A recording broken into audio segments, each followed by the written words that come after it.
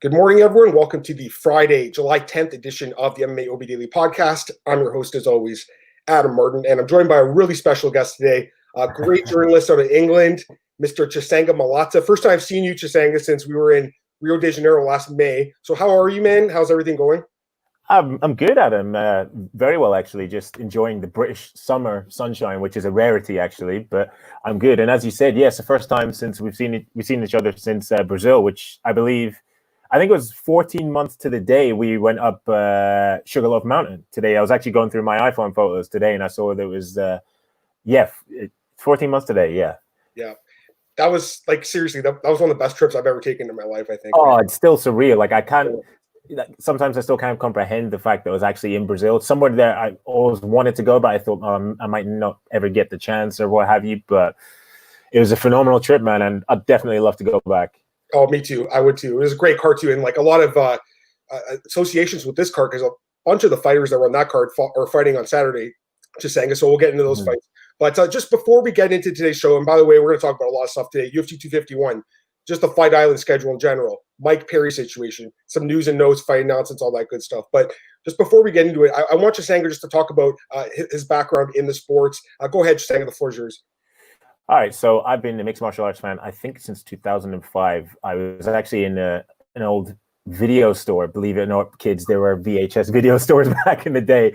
And I can't remember which Pride it was that I saw. And I went back and I watched it, and then I was hooked since then. And my days as an MMA reporter actually began, I'd say, 5 years ago with the Daily Star, whom I still write for right now, and I have a weekly UFC column with. But I actually also write for the Daily Mirror and now the Daily Express as well, that's where you can find my bylines, folks. Yeah, and I remember when I met Chisanga in person last year, like we connected right away. I was like, this guy knows the sport, and anyone who likes MMA and who knows the sport, I'm going to love too. But yeah, I mean, getting back to that trip though, man, like that whole dinner with Johnny Walker, like that was a great memory. And like you said, going up that mountain to Sugarloaf and just everything about it, but the event too. And of course, like I mentioned earlier, some of the fighters that fought that night are fighting tomorrow. Volkanovski, who beat Aldo that night, both fighting. And of course, Jessica Andrade and Rose Namajunas. So it's going to be a great card, Chisanga. Let's get right into it, man. I mean, let's jump into this card. We should mention right now the weigh-ins are actually going on while we're doing this podcast. It seems like most of the fighters have made weight at this point, except for one guy, Rally and Paiva. He missed weight by 4 pounds. I guess 3 pounds. He came in at 129. So he missed weight. I don't know if that fight's going to go on. I mean, that's a pretty bad weight miss. Maybe we'll see what happens there. Hopefully, if you miss weight by, I think, 3 or 4 pounds, you should be giving up like 50% of your purse. You know what I mean? Yeah, it's an egregious miss. Like sometimes I think when fighters miss weight by that amount, I just think they've decided to quit and they just thought, right, I've cut this amount. What's the point in killing myself? Yeah, 100%. I agree with that too, man. I think a lot of guys use it to their advantage because they're like, you know what? If I'm going to miss weight by 1 pound and give it 20%, I might as well miss weight by 3 or 4 pounds and give up 20. But again, we don't even know if that fight's going to go on. I think it will. That fight between Zuma Gulov and Paiva. So we'll see what happens there. As far as Masvidal go, he's just made weight. There was some picture floating around this morning of him cutting weight with all the towels and stuff on. I mean, like, you saw the picture? Yeah, I did. It's it makes for harrowing viewing because we always forget the fight that fighters have to go through before they actually step into the cage, and that is with their bodies and depleting their bodies to the point of and beyond the point of starvation in some instances. But Jorge's made weight. Hopefully he can hydrate properly now, and then we're going to be in for a good fight. Yeah, this picture's crazy. I mean, we've seen pictures like this before, videos like this. Chris Cyborg. Oh, yeah, it was horrendous. I remember that video. That was one of the worst weight cuts I've seen. And then also Jose Aldo back in the day, Chisanga in Toronto, UFC 129, when he fought Mark Hominick that night. Video of him like cutting weight, and that was at 145. Somehow 10 years later, he's at 135. I don't know how he's doing it, man, but he did make weight this morning, Jose Aldo. He looked great in the scale, Chisanga. It's going to be a great fight. Kamaru Usman's made weight. Volkanovski made weight. Holloway's made weight. So all the big guns have made weight. Any thoughts on the weigh-ins before we actually get into the fights? I'm just happy they've gone off without a hitch because we've covered so many events now where something happens where a fighter might miss weight or they leave it to the last second to come in and make weight, or Daniel Cormier Towelgate, who could forget that? That was in Buffalo, if I remember. Was that 216? I think no, not 216. It couldn't have been 206. No, not 206. That was Holloway and Petr. Well, it's one of those ones though. Yeah, it was in between because obviously he rematched John at 214, so it can't have been after that. But yeah, we've had some memorable and heart-beating moments at weigh-ins, but I'm just happy that everything's gone off without a hitch, and we're going to be in store for some great fights. And this, for me, is like it's the best card of the year, undoubtedly. Yeah, you were really close, by the way. It was UFC 210 in Buffalo, April 2017. I was close, yeah. You know what? I used to be like the encyclopedia of the event numbers and stuff. It's getting tough now. I got to be honest. I think because I'm getting old now. I'm 30, and my memory's going. But it's actually getting tough because there's so many events these days. It's kind of hard to keep up. But me and you love it, man. We love what we do. We love the sports.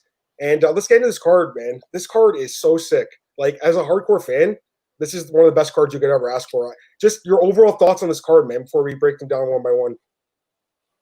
It's stacked from top to bottom, isn't it, man? There's like, well, for me personally, and I'm just going to get this out there, I think one of the fights I'm most looking forward to is not even on the main card. It's Makwan Amirkhani against Danny Henry. And that's because I actually have a personal connection to Danny Henry. So Danny Henry, I think he still is one of the head doormen at a nightclub in Edinburgh. And I used to work at that nightclub in Edinburgh. So I actually know Danny from a long time ago. So yeah, that's one of the fights my heart will probably be racing for the most. But yeah, from top to bottom, this fight card is just unbelievable. And the main card itself is just, to quote the young kids, it's fire or it's flames. I don't know what they say nowadays. It's something like that. No, you're not wrong about that, man. The card's stacked, and actually, like what I think the difference between this card and a lot of other cards is it's just so deep. Like you said, the prelims, like Henry fight with Amirkhani. I'm really looking forward to that fight. I'm not going to lie. I don't even know who wins that fight. It's going to be an interesting battle, so should be good. But let's start with the main event here. Okay, I should mention that I already broke down the card with Cole Sheldon, my co-host here on Tuesday. So if you guys want, you can go back and check it out for our in-depth breakdown with bets and stuff. But we're going to stick to more of like topical stuff with Chisanga here. So no betting lines or anything like that. Let's start with the main event here. Kamaru Usman, Jorge Masvidal. We already know the story. Masvidal stepped in, 6 days notice for Gilbert Burns. This is the fight everyone wanted to see in the first place, man. And I'm not going to lie. I don't know how it is there, but like where I am, all my friends who are casual fans were like texting me saying, yo, this Masvidal fight's going to be sick, man. Like I can't wait to watch it. My money on. Like, I don't know how it is where you are and you're in England, I believe. But this seems like it's going to be one of the biggest pay-per-views we've seen in a long time. Oh, yeah. This pay-per-view's definitely crossed into the mainstream, and that's solely down to the addition of Jorge Masvidal, who obviously became a household name. He's been a name amongst MMA hardcore fans for the better part of 15 years, but he became a real household name last year, especially last July with that viral 5-second, the fastest knockout in UFC history. And as you said, I'm in a similar situation as well. Loads of my friends who are the most casual of casual observers of mixed martial arts, they're only interested if Conor is fighting or Khabib is fighting.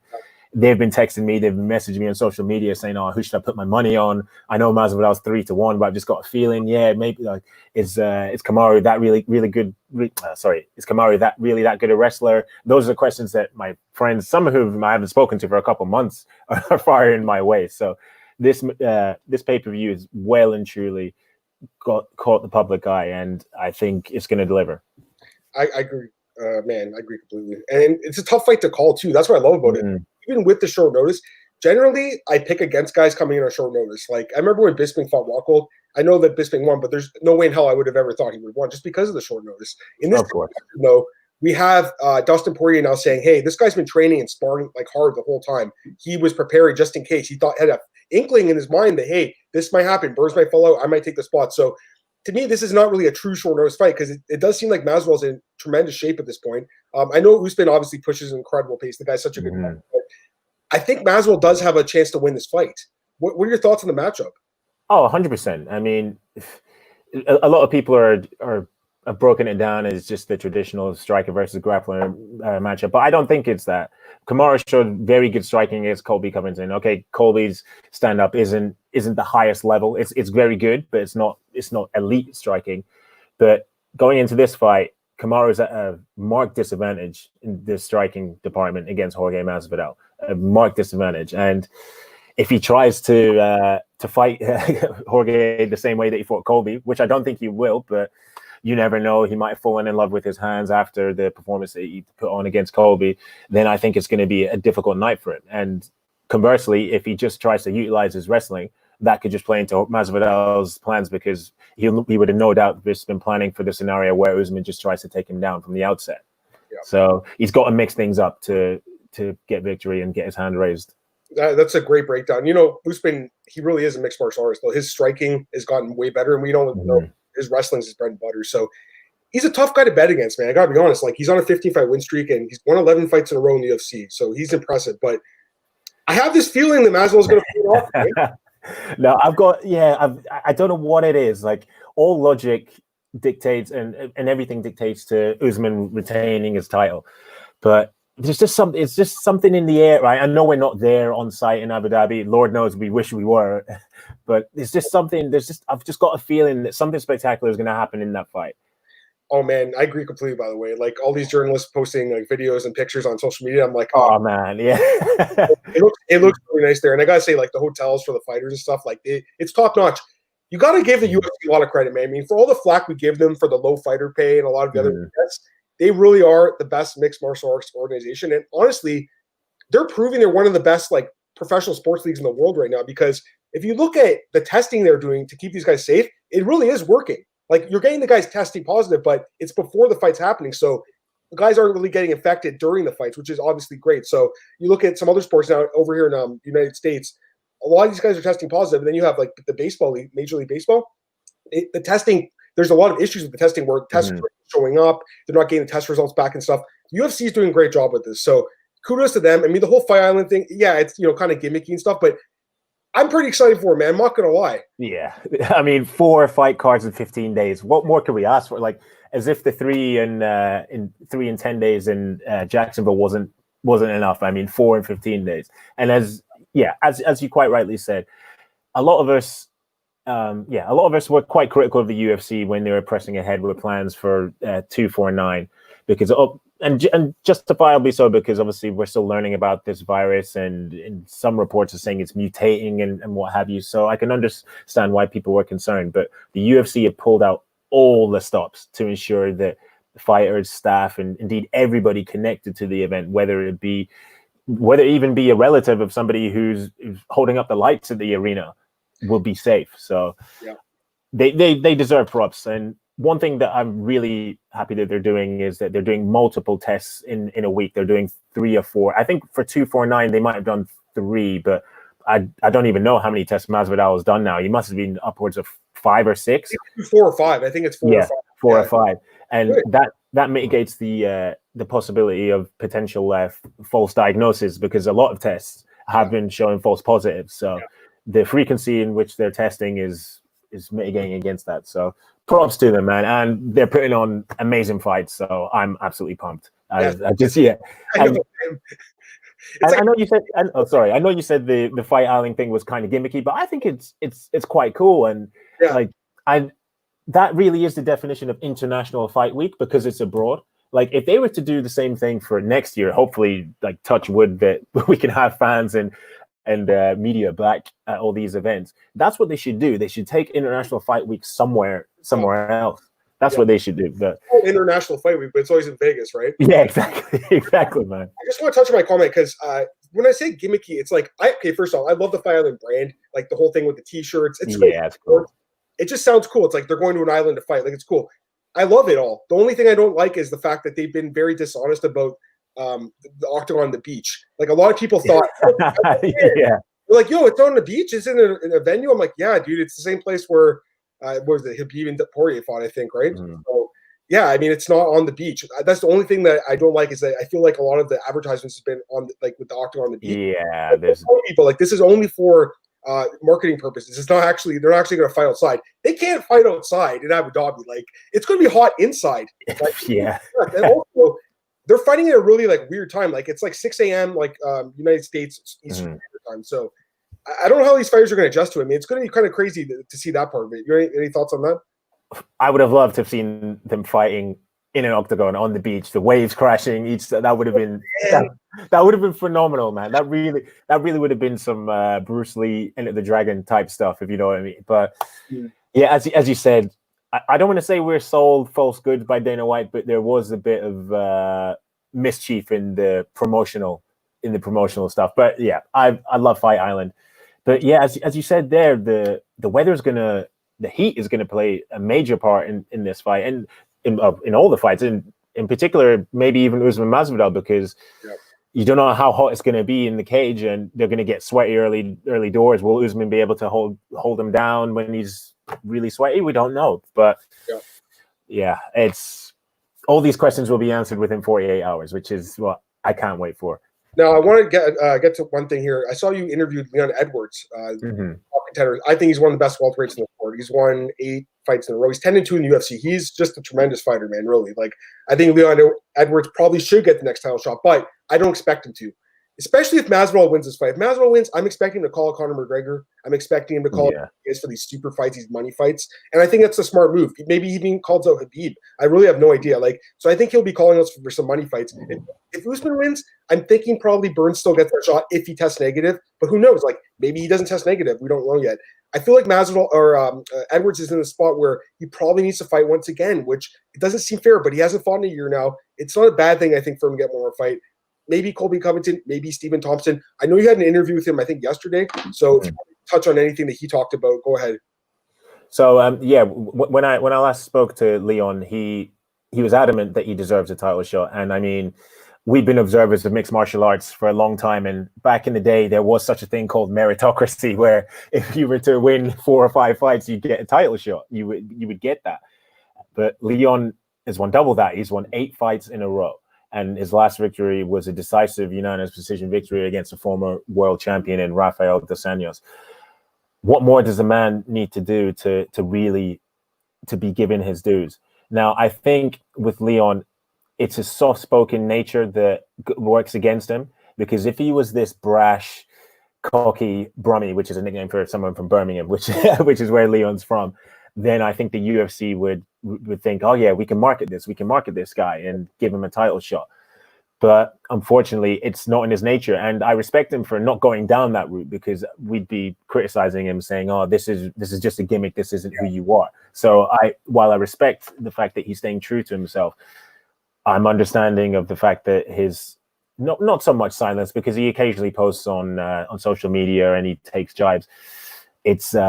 It's been detrimental to his title hopes. And you mentioned the fights against possibly Colby Covington and Wonderboy Thompson. I think those two are the fights that only make sense for him at this moment in time, because I think, as you said, if Jorge wins, he's either, well, we know what's going to happen if Jorge wins. If Jorge wins, Conor McGregor is going to tweet 5 minutes later campaigning for that fight. The UFC will then seriously consider that fight. And Nate Diaz will probably do the same thing as well. He'll probably say something like run it back or what have you.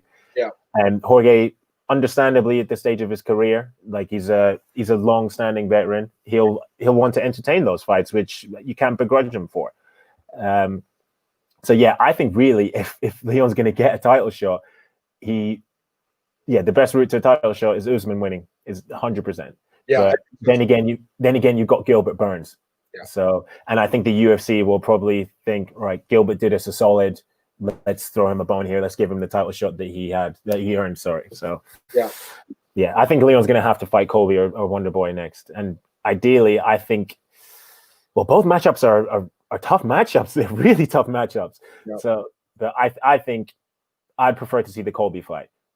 Because if Leon was to beat Wonderboy, a lot of people would just say, oh yeah, Wonderboy is getting up there in age. Wonderboy is what, 36 or 37 now? Yes, he's starting to get gray hair and stuff. I was watching. Yeah, starting to be a silver fox. But yeah, but if he was to beat Wonderboy, then people could just say, oh, Wonderboy's getting up there in age. He's not the same fighter who he was a few years ago. But a win over Colby Covington, and a decisive win over Colby Covington, would get him that title shot. Yeah. I think so too. I think that's a fight they could make next. Colby wants a title shot too, but I think he'll have to fight again for sure now at this point. Yeah, especially coming off the loss, even though it was a great fight. Anyways, I want to get your official pick, man. Give me your official pick for. My official pick. Undo that. You're picking. Okay, I'm gonna go Jorge Masvidal by stoppage. Yeah, I'm going Jorge Masvidal by stoppage. I love Kamaru Usman. He's a great man. He's a great father, great champion, and my family's originally from Africa, so seeing an African lift, him becoming Africa's first UFC champion, it was an emotional time. That was last March when he beat Woodley. Yes, so But I just think there's something going to happen. There's something in the air in Abu Dhabi, and I think Masvidal is going to get an upset victory. I don't think it will be early. I think it might be around the third round. It's going to be an interesting fight, man. I can't wait to watch it. All right, co-main event is also a really intriguing fight. It's a rematch. I was actually at this fight. I went to Vegas last December. I saw this card with Volkanovski, Holloway, and Usman beat Covington that same night. Great card. A lot of these fighters are fighting again. Volkanovski and Holloway going at it for the second time. First time around, Holloway was a big favorite. Everyone thought he was going to win. Volkanovski went in there, and I think he dominated the fight. I think almost every round of the fight. Like, he looked great in that fight. So I think he proved with that fight that he is an elite guy. 18 straight wins, man. 10 in a row. Holloway is great. He's a former champ, but he has lost 2 of his last 3 fights. It seems like he's only 28, but he's been in so many wars, Chisanga, where it's like, it feels like they're catching up, especially after that Poirier fight last year. Oh, my gosh, yeah. Since then, in my opinion. So give me your thoughts on this fight, man. It's a rematch. What do you think about it? It's a very interesting rematch. The question is, will Max Holloway adapt his style where he leads very heavy on his lead leg in order to negate the potential, the leg kicks, the successful leg kicks from Alexander Volkanovski? And I don't think you can reinvent the wheel in less than a year, to be honest, unless they've, well, in particular, the fact that he's been training over Zoom with his coaches for the last few months.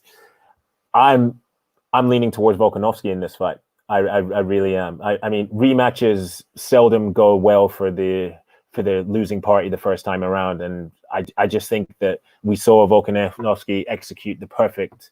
Well, he had the blueprint and he executed the plan perfectly against Holloway last December. And as much as it pains me to say it, I do kind of agree with you, Max. Over the last few fights, obviously he beat Frankie after coming back from the Poirier loss, but even then he looked a bit different in that fight. So maybe those wars are coming, like the chickens are coming home to roost. You know what I mean? There's only so much punishment you can take, and Poirier dished out plenty of punishment in that fight. So my heart says Max Holloway, but my head says Volkanovski in this fight.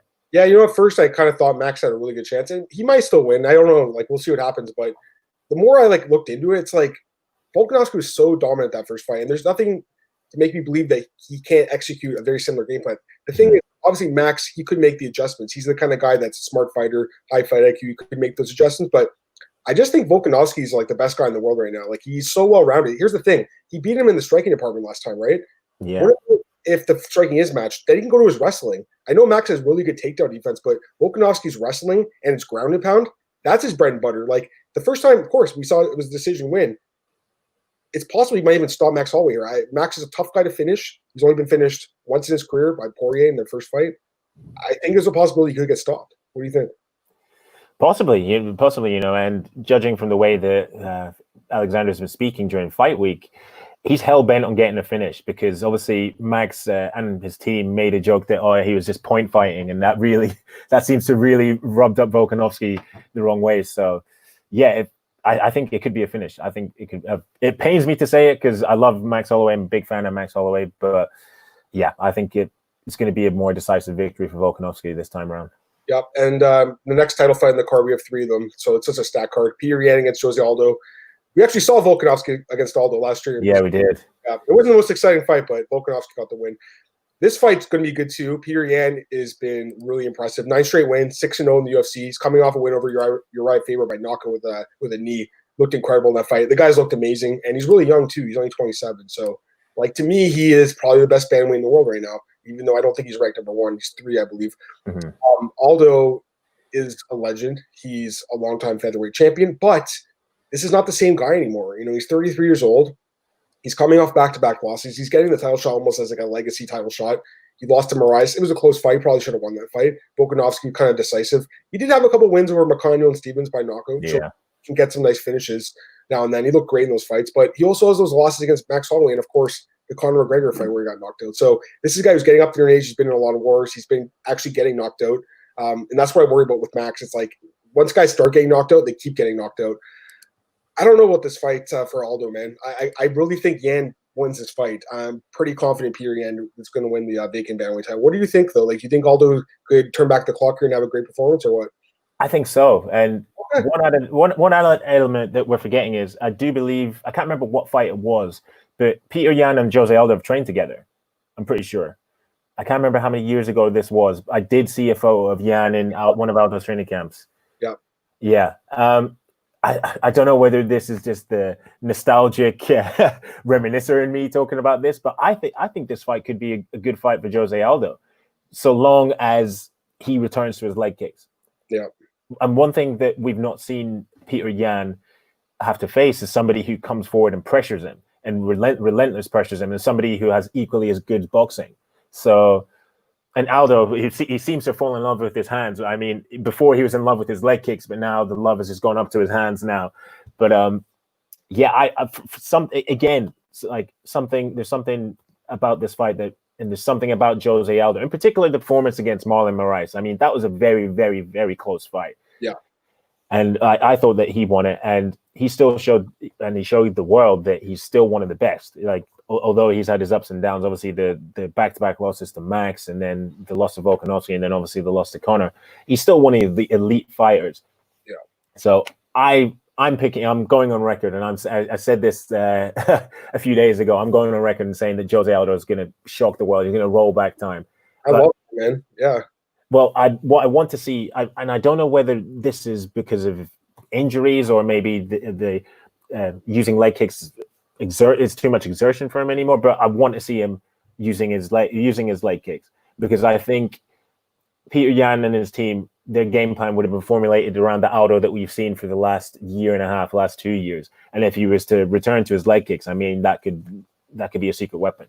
Yeah, no, that's great breakdown. Honestly, like, maybe I'm counting him out too much. I just so high on Yan. It's like Yan is just the next level. You know, I think he's phenomenal. You know, a longtime champion in this division. Like, he's so well rounded, right? So we'll see what happens though. It's an interesting fight.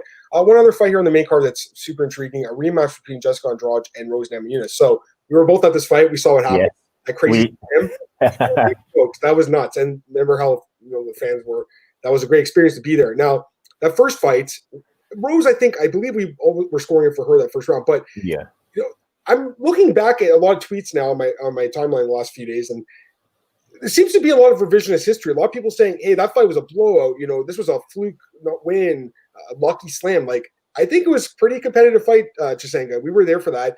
I don't think it was like a huge blow, like everyone was saying. Maybe Rose was winning the fight, but it doesn't matter. She got knocked out in the end. So right now, Jessica Andrade is a big underdog for this fight, which surprises me. No respect from bettors here. They all think Rose is going to win this fight dominantly, which makes no sense to me. What are your thoughts on this matchup? I'm picking Rose Namajunas to win, but I don't think it's going to be as dominant a performance as everybody else is saying. Like, yes, Rose was having major success, in particular with her jab as well, and her 1-2 combinations that she was landing in the first round. And I mean, we had a great view, and maybe our view was a bit impaired by all the beer that we had that night, but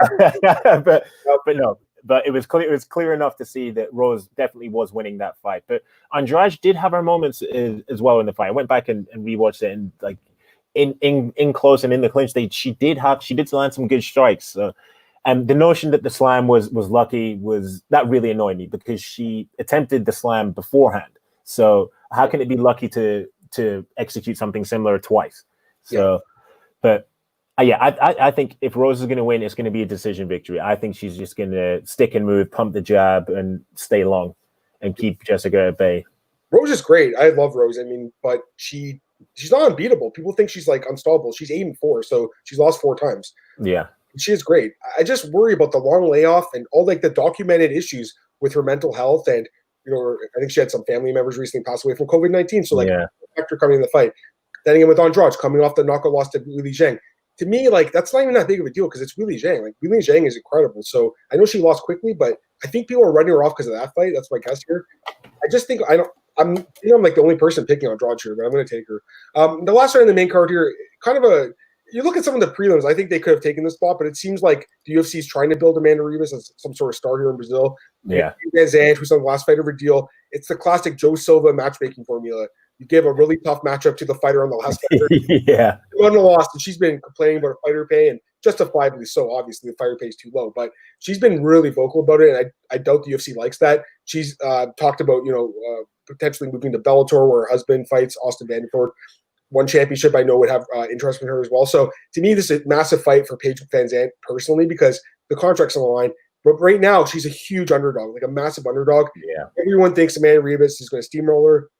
Amanda Ribas has looked great in the UFC 3-0. She had that really dominant win over Mackenzie Dern, which kind of opened everyone's eyes to how good this girl is.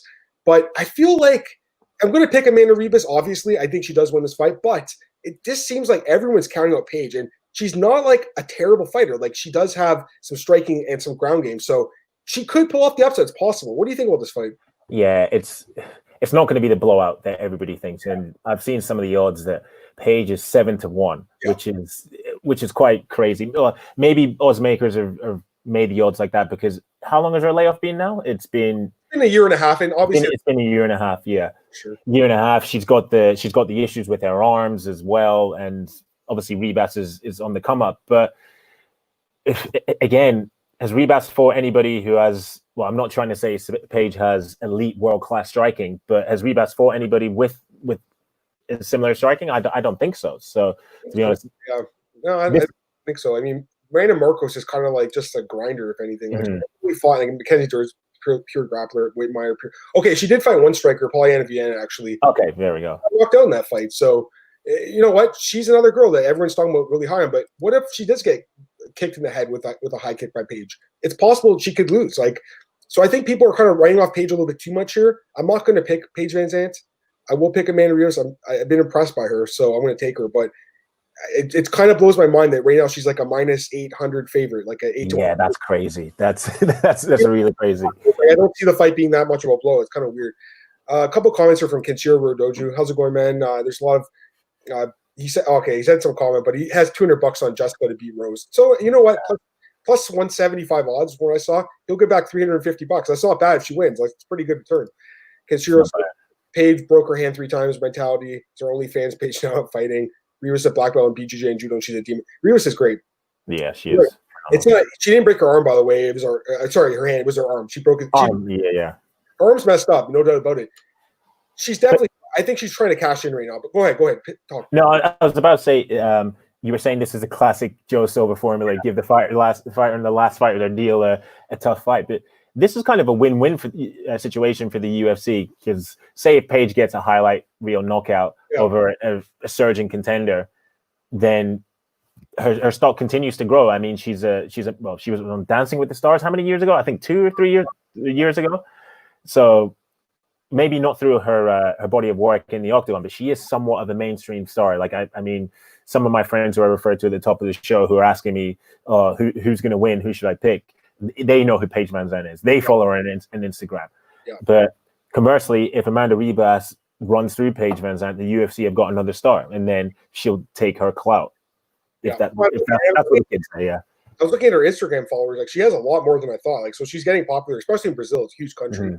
Kenshiro says Ribas should be -1400. See, I remember when we talked about when this fight was announced, I was like, okay, Ribas should be favored at like 3-1 or something. Now she's like 8-1. He's saying 14-1. Like, I just don't see the fight being that much of a blow. People obviously are betting against Paige Van Zandt. They don't really believe she's a true MMA fighter. I don't know about that. I mean, she's proven, I think, that she can hang in the UFC. I'm not saying title contender. She's not that bad. Not as bad as people are saying. No, I agree with you. Prelims, like, I don't want to get too much in the depth in these fights, but there are a couple I want to point out here. This fight is the main event of the prelims. Volkan Oezdemir against Yuri Prochazka, who's the rising champion. And Volkan, obviously, no time, one of the best guys at 205 in the UFC. This fight's going to be great.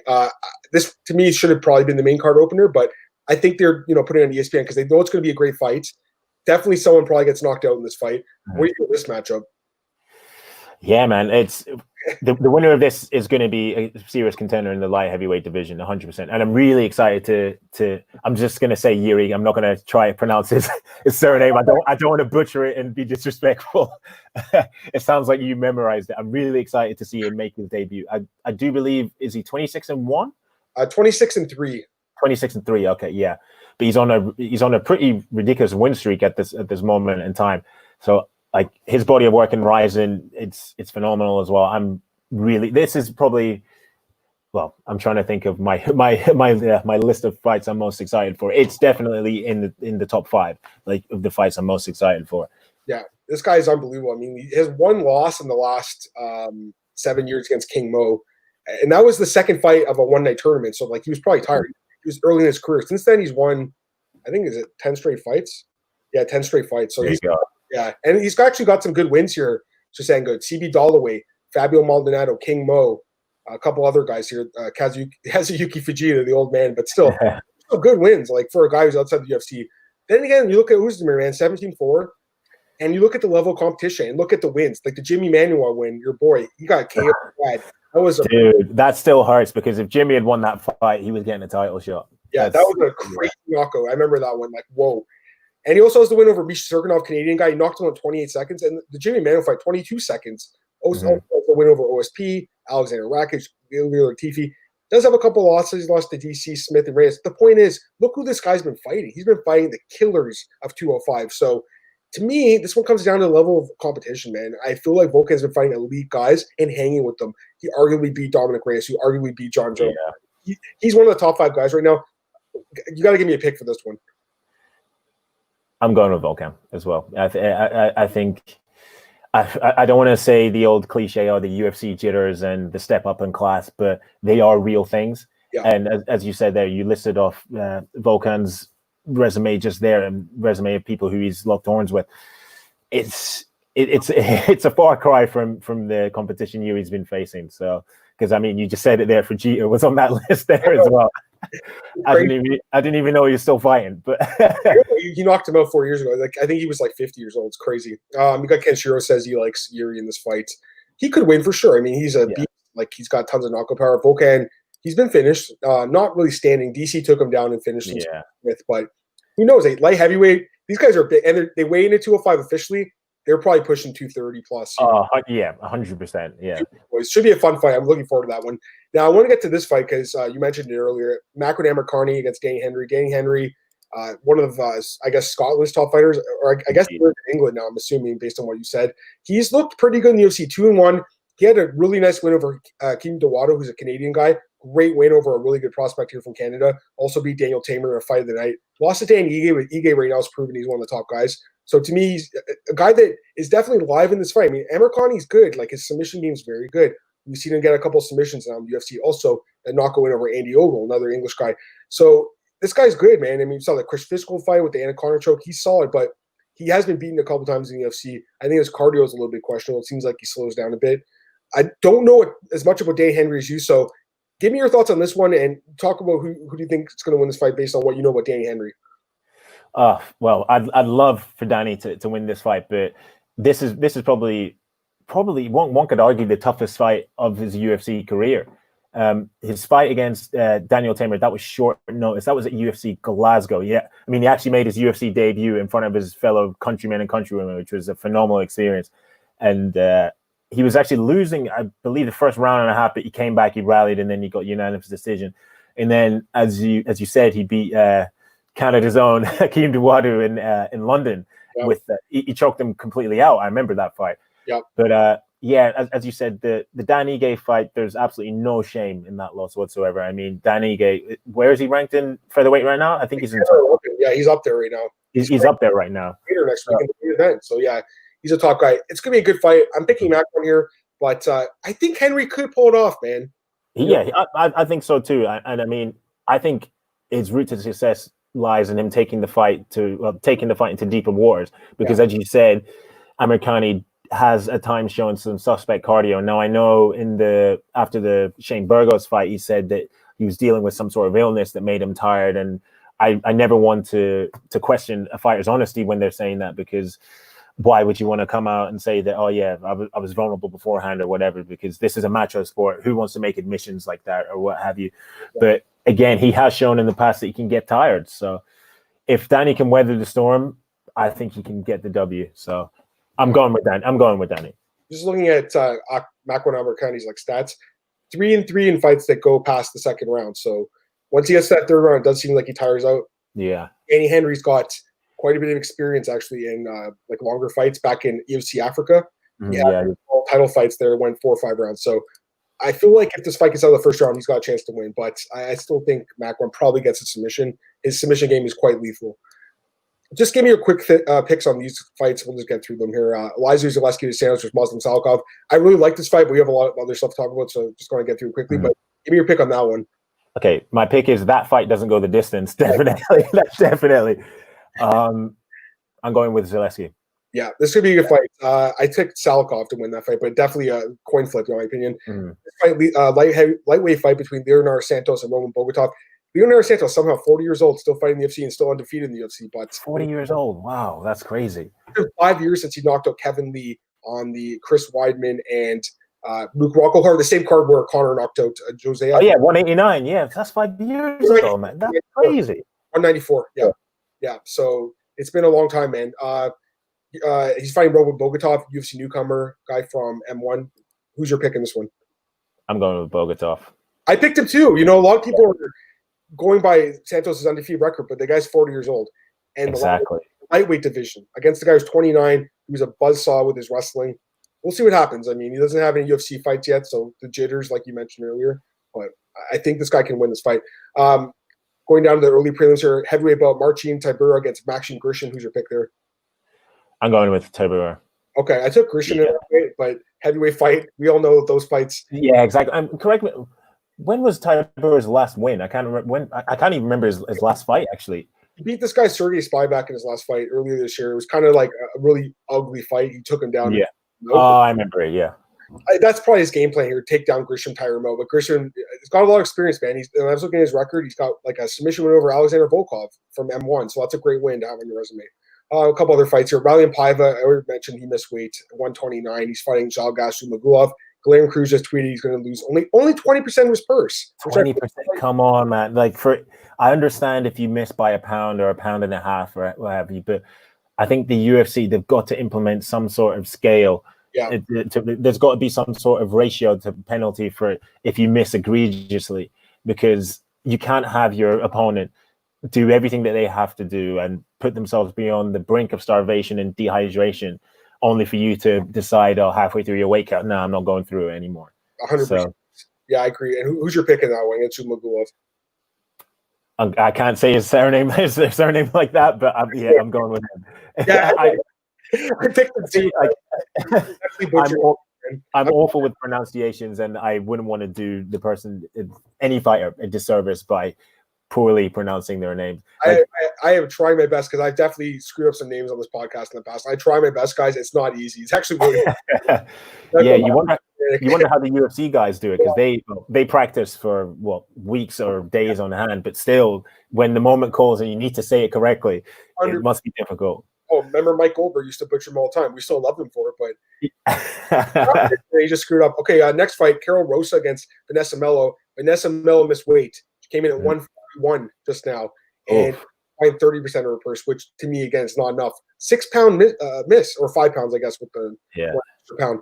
Yeah, and Vanessa Mello, he says she forgot it was a featherweight match. Yeah, I mean, again, I don't even think the fight should go on. Like 6 pounds over. Pay the 6 other pounds? No. That's too much of an advantage. Again, it just, I don't want to say in particular with when females miss weight, because obviously sometimes their menstrual cycle can play a factor in it due to too much estrogen in the body retaining water. So I often reserve judgment when discussing females who miss weight, but sometimes, again, when there's an egregious miss of weight like that, you shouldn't take the fight, or you should be given half the purse. You really should be.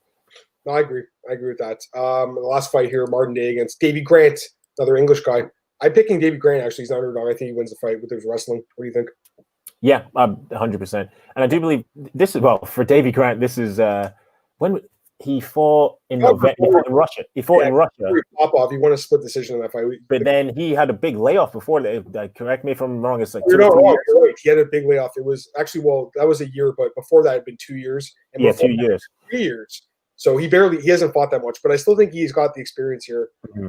So no, it's good to see him, back in a good groove, because obviously a 2 and a 3 year layoff respectively aren't good, but I'm going with him to utilize his wrestling and get the W. Yeah. So let's get some other stuff here, some news. I saw this morning that the UFC will sign a new apparel deal with Venum that will start in April 2021. Reebok deal is coming to an end after 6 years. As soon as that was announced back in 2014, I was against it right away, because to me it looked like something that the fighters not agreed to, which is not fair. You look at, again, the other professional sports, saying it, like, it's all 50-50 down the middle. They have unions that talk about this and negotiate the contract. The UFC said at the time, Dana White said, I look back and look at the quote. Dana White said, we're going to give all the money to the fighters. There's no way that's true. UFC kept a lot of the money from Reebok. I feel like they really screwed the fighters over when they took away their individual sponsorships. And I feel like it just ruined some of the personality of the sport, the individuality of the fighters. I used to love watching, Anderson Silva come out with the bad boy shorts. Yeah, man. Like that stuff I remember, like Tito Ortiz with his shorts, Chuck with his Iceman shorts. So to me, it's like it ruined some of the personality of the guys. They did end up getting this deal with Venum now, so we'll see what happens. According to the press release, the fighters will get more money from this. That remains to be seen. There's no details. You can't go around right now and say, okay, yeah, they're going to get more money. We have no idea. We don't see the details. We don't see the breakdown. And to be quite frank, they might not even really tell us like what's really in that contract. They don't have to, right? So yeah, exactly. I don't know, man. What are your thoughts on this? Because obviously it's too early to like give our complete thoughts, but initial reaction to this deal. Well, if, as is written on the press release, fighters are getting more money, that's a good thing. I mean, we all know the financial struggles that fighters go through, especially during these testing times as well. So it's good in that sense. But I mean, I'll believe it when I see it. When I see fighters show me a marked increase from what they receive for their Reebok payouts, and I actually tweeted out a breakdown of some of the payouts which have still been in place since the UFC's deal 6 years ago. Is it 6 years ago or? Yeah. 2014. So yeah, so about 6 years ago, and if it's an improvement on that, I'll be happy. But you want a better split, because I believe Sean O'Malley said that Reebok sold close to $1 million worth of his merchandise, and he only got like $3,000 from it. Yeah, it's ridiculous. He's actually starting a clothing line, which is great. But again, he can't wear that stuff in the octagon, so you can't really make the true value from it. It's too bad, honestly. But anyways, yeah, as far as this deal goes, again, we don't really know until a couple probably years down the road. Although I'm happy that an MMA brand has got the gig. Like Venum have been around for a long time. Yeah. They're somewhat OGs of the MMA apparel game, so I'm happy to see that. And I saw a lot of people saying, "Oh yeah, but what about Nike or what have you?" But I'm not surprised that Nike haven't decided against aligning themselves with the UFC and supplying the UFC. I mean, there have been a lot of controversies recently and in the past, and still a lot of people don't view this as a mainstream sport yet. So I think you're going to have to wait a while before Nike and Adidas decide to partner up with the UFC. Maybe another 5 years or so. Yeah. But yeah, it'll be a while. But shout out to Venum. That's good. I'm happy that they've got the gig, and they do good stuff. Their apparel and their kits are good. So I mean, it's going to be good. Yeah, I mean, if the equipment's better for the fighters, that's even better for potentially have better fights. So see what happens. Kenshiro says he doesn't like the Venum deal because he wears it himself and doesn't want everyone to wear it. People are just gonna shout at him, "Oh, you train UFC, bro?" I did actually train Muay Thai. I used to wear Venum shorts. I'd wear Bad Boy shorts mostly. I love Bad Boy. I love those guys there. But Venum I wore there too. They have great clothing. Vandré Silva was sponsored by them for a while too. Yeah, of course. I'm not too sure about that. He barely fights anymore. Says means ONE FC is dying if Venum leaves. If Venum goes to max production, it means less required materials. Possibly, we'll see what happens there. I got to get your thoughts on this though. Okay, so one of the big things that happened this week, Mike Perry, video of him knocking a guy out of the bar and saying the N word about 20 times. What's your reaction on this one, man? Because when I saw it, I'm like, geez, like, are you kidding me? This is so unprofessional. Like, this is the guy representing the sport. It's so bad. What are your thoughts on it, man? Well, Mike Perry's 2% black. Remember, he can say whatever he wants. Do you remember when he came out and said? I wasn't at all surprised. Actually, when I saw the tweet, because it was early in the morning. I think I woke up and I went to the bathroom to go to the bathroom, and then I looked at my phone, and then I was still in a daze, and I saw Mike Perry involved and I just put it down. But then when I woke up in the morning and I actually saw it, I was appalled. Like, I mean, no matter what the circumstances are, maybe this is how many of us have been raised. No matter what the circumstances are, you don't hit somebody that's older than you whatsoever. And you don't raise your hand to a woman as well, which he's allegedly done. I'm not saying that he's definitively done this whatsoever, but to have, I don't want to say Mike Perry's on like a huge standing, but he's well known. Some people in the who don't follow mixed martial arts know Mike Perry as well. To have somebody like him acting like this, acting abhorrently and like it's almost Neanderthalish behavior. It's not good for the sport whatsoever. And as far as him using the N-word multiple times, I've sadly become accustomed to it because he just does it all the time and he has no regard for how anyone else is feeling. I remember him and Michael J. White got into a Twitter debate, and he was just openly using the N-word towards him. So, yeah. But yeah, it's clear. I think it's clear and evident that he does have some sort of mental problems as well that he needs to have worked out, and I hope that he gets the help that he needs. Yeah. But he also has to take the first step in that, and he has to acknowledge that there's problems there.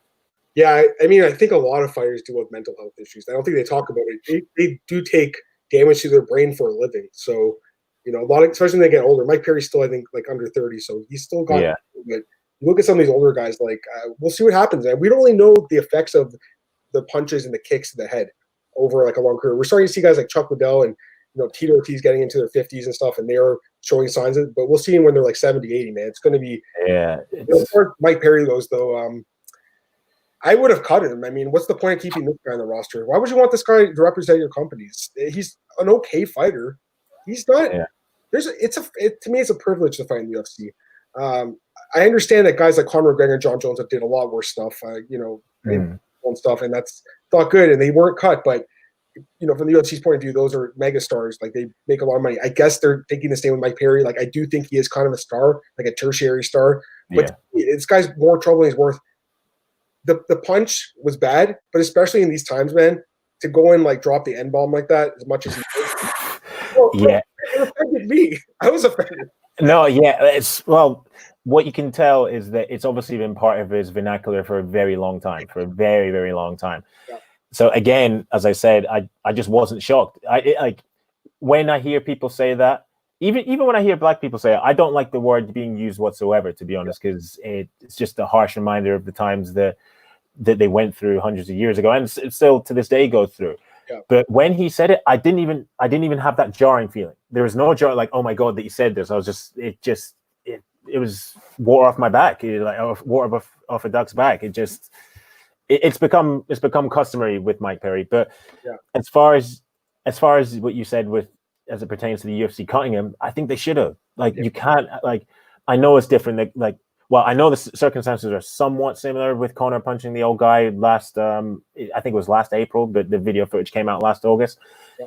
But they're both equally as bad. And I know the UFC have to protect their financial assets and financial interests, hence why they didn't cut Conor McGregor, something which they never do. But again, as you said, Mike Perry is not even, if you were to put him if there was a tier system, what have you, he'd probably be a third tier star. Yeah. I mean, it's like somewhat of a name, but I agree with you. It's more trouble than he's worth, man. And I don't know, just like I think it really represents the sport the wrong way. Like, especially right now, where like there's a lot of casual fans kind of tuning in now to the UFC. They see this, like it's a step backward, in my opinion. So I was pretty upset about the video, but the UFC responded by saying basically right now he's not officially suspended, but they said we're not going to book him for fights. But the guy only fights once every 6 months anyway. So like, how is that even like a punishment? You know what I mean? Given his tax issues, he might be fighting back again. He might be fighting. Although saying that, he didn't he just buy his girlfriend like a new car? Did you not see that on Instagram? Maybe he sorted out all his tax situation, and maybe he had some money left over to do that, what have you. But I think he definitely does need some sort of help, and if the UFC are going to give it to him, I think that's good. And I think they should give their fighters some help and even financial guidance or what have you. Like I was talking about this the other day, but whatever happened to, the summits that they used to have like every year? Yeah. They don't. That was interesting. They don't have those anymore. And that has coincided with WME taking over. So I don't know, maybe if that's something that just fell by the wayside in general, or maybe the WME decided that they didn't want to pursue. But I think the UFC, they have to have a duty of care for their fighters, and they should instruct them.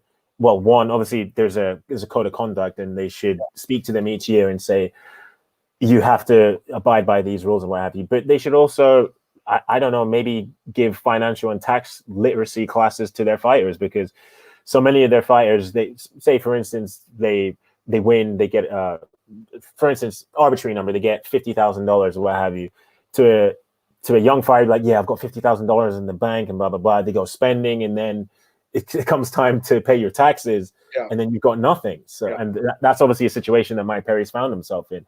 Yeah. So I'd like to see the UFC do something like that, but I just don't think that's gonna ever happen again. Dude, you're so smart. You're bang on. Like they understand you do that. You know what? Not just the UFC, but even like when I was in high school, we didn't have that. And I remember when I got my first job, like during high school, like I was so stupid with my money, even into my college years, man, because I didn't really understand you need to save up and invest for the future and stuff like that. You know? No, of course, man. Yeah, like and this time the global pandemic that reiterates the need to teach people financial literacy, and the fact that you have to, even if it's only maybe 5 or 10% of your paycheck you get each month, you have to put something away. Yeah, you're 100% right with that. By the way, Mike Perry, I was just reading his Wikipedia, and he is from Flint, Michigan, which is pretty, I would say, a black city, not Detroit, in like Michigan, near Detroit. And if you read the quote, he says, in Michigan, I was maybe one of 10 white kids in the whole school, so I was bullied a lot. It was the same thing at other schools. Wouldn't be back down, so I'd get into fights, and said that he had some issues with drugs, house arrest, jail. So I mean, the guy's he's had a rough life for sure. Mm-hmm. It doesn't excuse his behavior, and hopefully gets the help he needs, because he actually is a talented fighter. But these demons, man, they're going to haunt his career unless he gets them taken care of. Exactly. Let's get to Bellator, because Marcus asked a question. Hey, Marcus, how's it going? Question for Adam. Can you share your thoughts on the low traction about your Bellator article? What does that say to you about Bellator? Okay, so Bellator, they haven't had a show since February. They had one in Dublin. Liam McCord was in the main event. That was what they did in February, and now it's July. They just announced that they're coming back July 24th in Mohegan Sun. It's not official yet, but that's the plan. So in, I guess, 2 weeks from now. I'm glad Bellator's coming back. It's always good to have like a second option for fighters to make money, and they apparently do pay like their big stars. You know, guys like Musasi, Bader, they all left from the UFC to make more money, so that's good. But I posted the article, it got like no clicks. Like no one cares about Bellator. I feel like they've lost so much momentum during this pandemic. What are your thoughts on Bellator right now, man? Yeah, they're in a difficult situation, and I think they were in a difficult situation even prior to the pandemic. So like, I'm happy that they're coming back, but you just wonder at what cost are they coming back, and what is the product that they're going to be putting out there to mitigate the financial losses that they've invariably suffered over the last few months, and obviously the financial losses in facilitating an event during the pandemic in itself. Yeah, a lot of people have forgot about Bellator. I didn't think it was that long. It was February when they last had that show in Dublin, but yeah, it's crazy to think that. And I mean, you would assume that Scott Coker and everyone at Viacom have planned to have all the big stars fight on July 24th. Sorry, but again, Bellator, they have kind of just fallen by the wayside, because even in just the general public, everybody has been seeing that it's the UFC that are the major sporting league across the world who are pushing to hold shows and events during this pandemic, and that subconsciously people might have just forgot about Bellator from that, especially even casual fans. Yeah. Because I mean, it's difficult to get casual fans to watch, say, your average UFC fight card, like a fight night card, and I can imagine it's 10 times more difficult to get your average or casual mainstream MMA fan to watch Bellator. Yeah, it's probably 20 times as hard to get them to watch PFL, which sure either. And they say they're coming back next year. We have no idea, man. That company might go downhill for sure. A couple other pieces of news here. I know we're in an hour, but I do want to touch on a few extra things, if that's okay with you. Of course, man. Awesome. Okay, so Geoff Neal, he actually did an interview with James Lynch, who's a friend of mine. Did an interview with him last week, I think it was. And basically with Geoff Neal, by the way, is number 10 ranked welterweight in the world. He knocked out Mike Perry at UFC 245. He is one of the best welterweights in the world. He hasn't fought since December. He can't get a fight. He's actually taking a second job. He used to work at a steakhouse or Moxie's. Now he's at Texas Steakhouse. He's a server. He said he's helping the restaurant out. He wants to make some extra money during the pandemic. The fact that the number 10 ranked welterweight in the world, one of the best fighters in the world, can't get a fight and is resorting to working as a server, it just speaks volumes to the fighter pay issues. And Brendan Schaub talked about it on his podcast, and people are very critical of the UFC.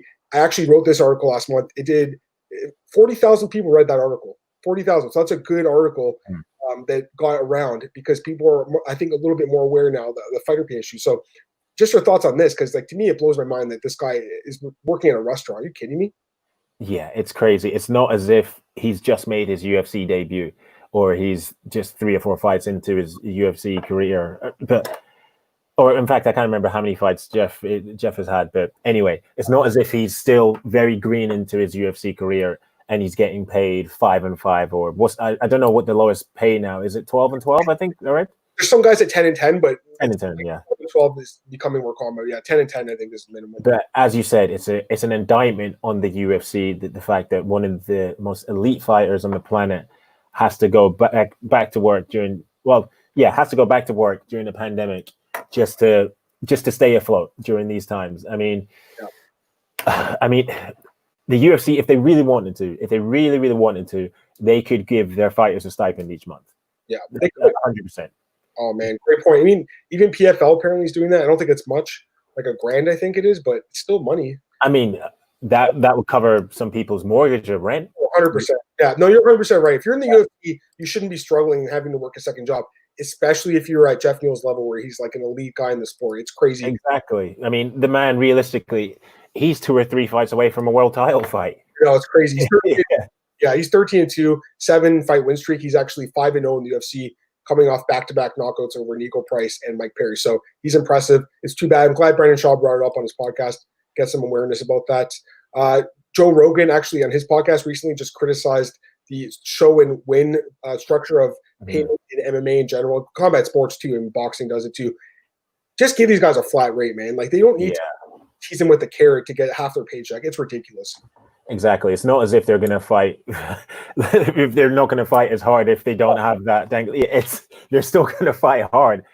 And the win system, the win bonus system, just shows that they have the money there, that they just don't want to pay it out. Which, I mean, until there's a union, I know that we briefly had hope. Was it in 2016 with the MMA Fighters Association with Tim Rebney and GSP and Cain Velasquez and that. And I mean, when I saw that and I saw the big names that were in the group, I had optimism. I thought, okay, this is a real chance for some change to happen. But I don't know what happened there. Literally, it just disappeared off the face of the earth. And I'd love somebody to, whenever they interview Cain or TJ or Bjorn or GSP next, to ask them what happened with that.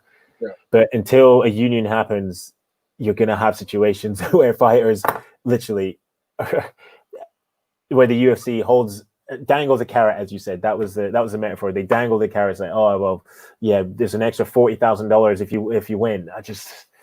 It's something. Well, I think it's just human nature to plan for sometimes the best case scenario. So there'll be fighters who will be like, okay, I could beat so and so. I'm going to get $80,000, including a $40,000 bonus, and they'll probably spend with that in mind, having that mindset, and then they lose and they only get 40, and then they're in trouble. So, yeah, just pay the fighters a flat rate. Across the board in combat sports, pay the fighters a flat rate. Yeah, and I think for the UFC especially, like I feel like bonuses should be way more than 50,000. They should be 100,000. Actually, it's like, okay, UFC 100, they gave 100,000. UFC 129, they gave 129,000. Back when the Fertittas were doing it, they were giving 89,000 some fights. When the WME IMG took over Endeavor, they flattened it out at 50,000 for the 4 bonus awards they give out. So they usually give out fight of the night and 2 performances, but sometimes they only give out 4 performances and no fight of the night. So guys don't really know who's even getting a bonus. I always said this. ACB does this, ACA, whatever they call it now. They give a $10,000 finishing bonus or something, or $5,000. Why can't the UFC give it like 10 or 20,000 finishing? You finish your opponent, you get an extra bonus too. I think that would lead to really exciting fights. What do you think about that? Yeah, 100%, and then in turn a better product, and that's going to draw more eyes. So it's an investment that would be in their own interest to do that, to make that investment. But again, they don't see it that way. They just see it as an extra outlay, don't they? Yeah, no, I agree with that. Just a couple other things really quickly. Tim Kennedy as well talked about fighter pay. He said he'd make more money working as a garbage truck driver. You know what? It's possible. It's possible. I don't think they do that. Plus, they get their benefits and stuff too, right? Like UFC, especially if you're like at the bottom of the roster, like you fight once a year, Chisanga, you make 10 and 10. Maybe you lose. You only make 10,000. Like you have to have a second job, So these guys on the bottom of the sport, man, they're in trouble. I don't know if you saw this. This guy Sean Wheelock used to commentate Bellator. I just thought this was funny. He's going to do some adult webcam shows. Did you see that? I thought that was hilarious. I got the press release. Yes. It's interesting. Like I always wondered what happened to Sean, and the press release landed on in my email, and then I saw it. So yeah. I don't know what to say about it, to be honest, but I thought it was just funny. It's like one of these MMA things. Only in MMA this happens. You know what I mean? Yeah. 100%. I laughed when I saw it, but then I was reading that blind people apparently listen to this. Like, if you're blind, I mean, you need something to arouse you, right? So he's actually doing it. So he's like, if I'm making people's life more enjoyable, then it's good for me too. So that's kind of cool. Fair enough. He's doing a public service. There you go. Okay, so let's get to some new fight announcements. We'll get out of here. Thiago Santos versus Glover Teixeira. Wow, what a fight! Just brief comments on this fight. What do you think of this one? I'm a bit concerned for Thiago because it might be a bit too much too soon, don't you think?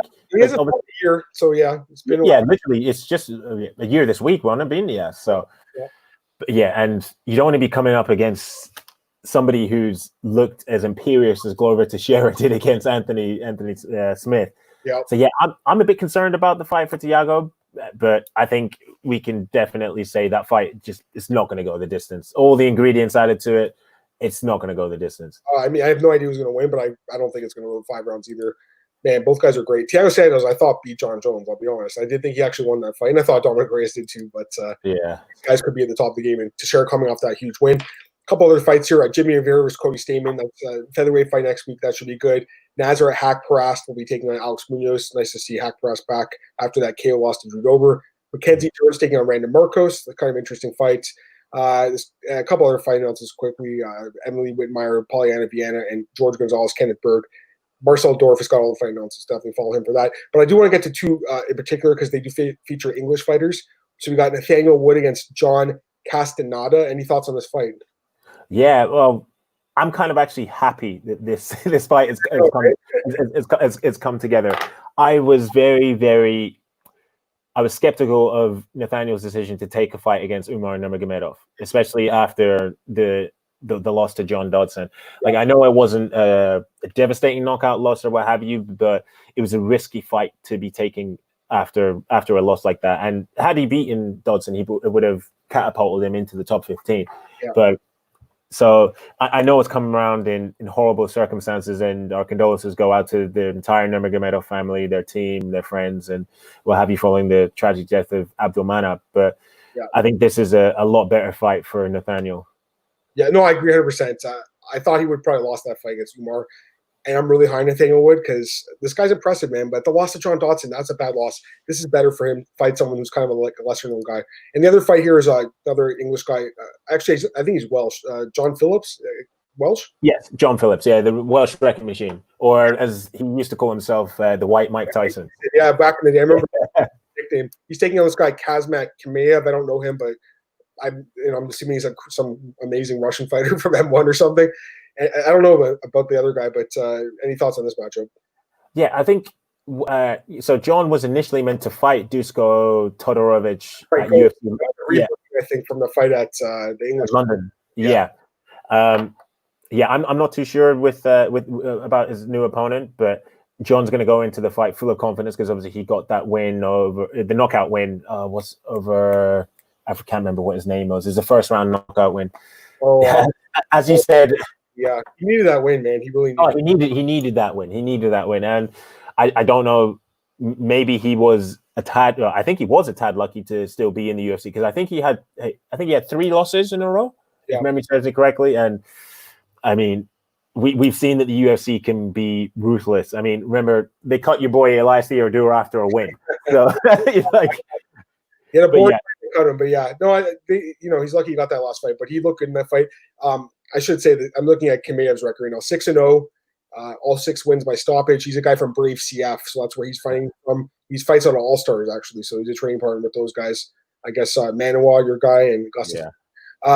Man, he's only been a pro since 2018. He's already in the UFC. It's incredible, man. There's so many young guys coming up right now. Like, they fight, and a year later they're in the UFC. How crazy is that, man? I know. Like, I mean. For so many of these fighters, these older fighters, they must just be looking at these young kids coming in and thinking, how the hell have you come in so quickly? I mean, some fighters only get to the UFC during the latter stages of their career, let alone 2 or 3 fights. Like, I think the fast track really started with Mickey Gall against he fought Mike Jackson first, and then he fought CM Punk. But I think he impressed Dana White and looking for a fight, and he had that moment where he called for a shot. And I think ever since then, the UFC, there must be like a small segment of the scouting team who are just looking for young prospects who they think could be potential viral and social media stars. So that stuff matters to you for sure. Yeah. Man, great show today, man. Really appreciate you coming on. Anytime, man. It's good to chop it up with you. It's been too long, since we saw each other in show. Absolutely. I'll get you on down the road for sure, man, because I thought you were amazing. So I really appreciate it. I want you to plug yourself, man. What you've been working on, what do you have coming out? Go ahead. The floor is yours. Well, I've actually I've been on in the UK. We have a scheme at the moment where the government will pay the salaries of companies to put their workers on a break. So I've been on break for I've been on break for like the last 6 weeks. I've got another 3 weeks. So this weekend I can actually just watch the fights and not have to write about them. I'm actually going to have a beer and watch the fight. But if you guys want to follow me on Twitter, my handle is just Chisanga_Malata, and same on Instagram and same on YouTube as well. Yeah, definitely follow this guy because I think he's one of the must follows in MMA. He's always posting really good news and sharing other people's stuff too. So great. Thank you very much, man. You have a really good social media. As far as me, you guys can follow me on Twitter at MMAdammartin, and I'm available at bjpenn.com. MMARings.net, where I have an article about tomorrow's fights, and of course, MMAOddsbreaker.com, the home of this podcast. Go to MMAOddsbreaker.com. We got all the odds for tomorrow, and definitely check that out. I know that a ton of people are betting on this card, so go and see my thoughts as far as the bets go. I really appreciate you joining me today, Malata, and everyone for tuning in. I appreciate that as well. Guys, have a great day, and thanks again for joining me, man. Bye. Anytime, man.